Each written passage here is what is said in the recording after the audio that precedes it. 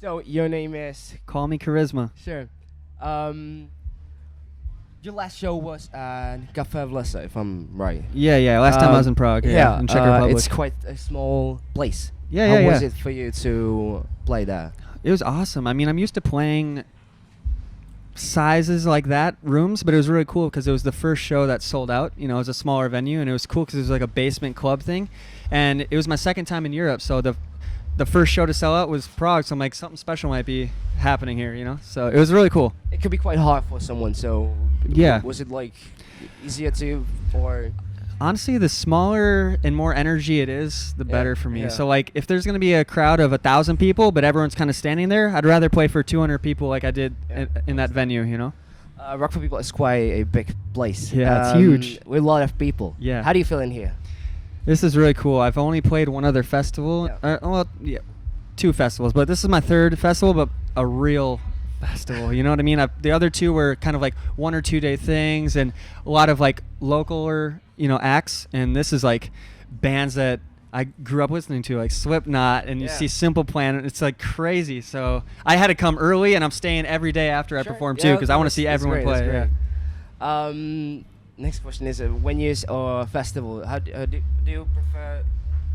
We'll see after this. Yeah? Because this will probably be the biggest crowd that I've got to play for. That's, coming. People come to see me, which is cool. I'm used to playing for like 150 to like 300 people, so I'm guessing there'll be more for my set than that tonight. And we'll see. We'll see how the energy is. I think it's gonna be great. Yeah. And about like shows you watch, do you like festival or? I small venues. So I've been in Europe like this whole month actually with my wife, and we've just been kind of exploring, and we went and saw Ice Nine Kills. I don't know if you ever heard of them, but they're super awesome.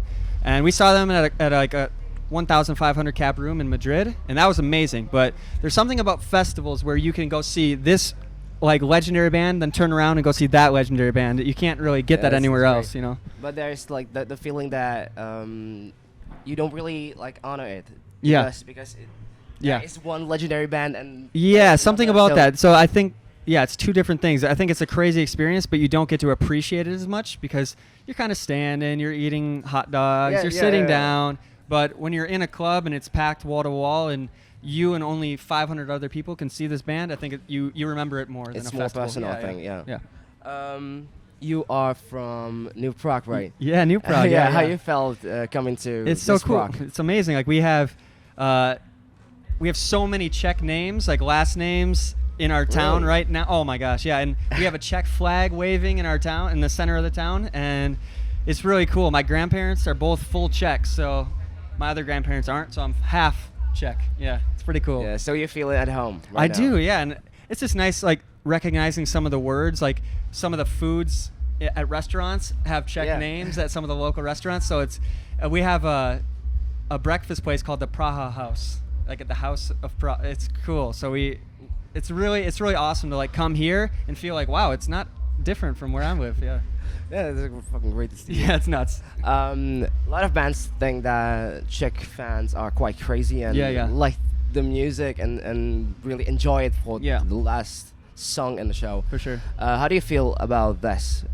So the one show I got to play in Prague myself was insane. Like the energy was just crazy. My ears hurt afterwards from everyone screaming so much, and everyone knew the words. And I know a lot of people in Czech Republic know English, especially younger people, but for it to be a second language and know every single word to every one of my songs is like something you just can't forget. And then, for example, at this festival, I know a lot of people don't know every band, but they all interact and are really supportive of bands even if they don't know that, and that's hard to find in a lot of places. Was that something that you really noticed that is like great? You never seen that before in the here? I mean, honestly, not that I haven't seen before, but it's really just refreshing to see the people interact with bands they don't know. I know I just said that, but for an artist that gets to go on stage in front of 1,000 people and they don't know who you are, it's really tough when you sing your words and they don't know it and they kind of stand there. And that happens a lot in the U.S. when you're opening for bands. But here, they make you feel like at home. If you mess up, they'll clap for you. Like I saw that happen with a few bands I know. Like their tracks went out and they were still like, That's huge for an artist because that can really hurt your ego, I guess you can say. And it makes you like, fuck, I want to get off this stage, which is shitty because that's the best part of being a musician. You get to be on stage. So for artists to feel welcome, it's super important. Yeah, thank you. You started with music when you were 11 years old, right? Yeah, super young. How was the beginning of your solo career, and what was the driving force behind it all? Growing up, I just watched like 8 Mile and Get Rich or Die Trying, like the hip hop music, like videos.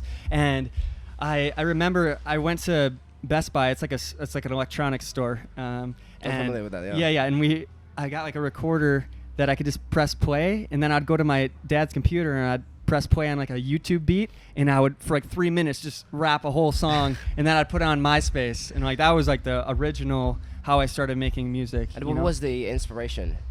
I mean, to be honest, my first CD I got was, I want to say, Green Day. Yeah. It was when they had this like, it was called Bullet in a Bible. It was like kind of like a disc collection of stuff, and I got that.